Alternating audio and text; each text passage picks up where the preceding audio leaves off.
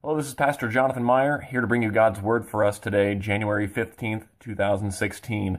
I'm currently on the road, staying at the house of Kim and A.J. Cluck in St. Louis. We're going to a wedding tomorrow, and then we're heading to Indiana after that. So we are on the road, but nevertheless, we've got God's Word coming to us from John chapter 6. After this, Jesus went away to the other side of the Sea of Galilee, after this being his confrontation with the Pharisees and people who were confronting him about his claim to be the Son of the Father. So after this, Jesus went away to the other side of the Sea of Galilee, which is the Sea of Tiberias. And a large crowd was following him, because they saw the signs that he was doing on the sick. Jesus went up on the mountain, and there he sat down with his disciples. Now the Passover, the feast of the Jews, was at hand.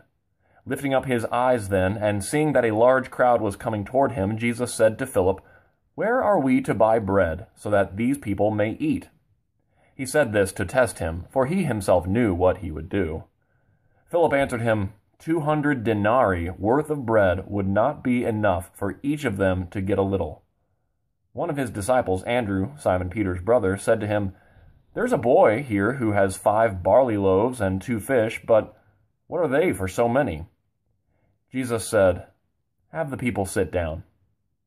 Now there was much grass in the place, so the men sat down, about 5,000 in number. Jesus then took the loaves, and when he had given thanks, he distributed them to those who were seated. So also the fish, as much as they wanted. And when they had eaten their fill, he told his disciples, "Gather up the leftover fragments, that nothing may be lost." So they gathered them up, and filled 12 baskets with fragments from the 5 barley loaves left by those who had eaten.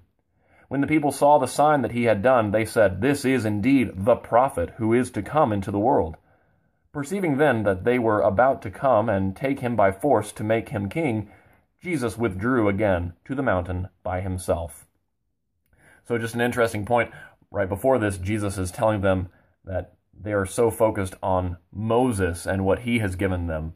Well, remember in the Old Testament, Moses in the wilderness, by the power of God, provided for them manna to eat, manna in abundance, bread in abundance for them to eat. And right after Jesus mentions that, what does he do? He gives them food. He gives them bread in abundance.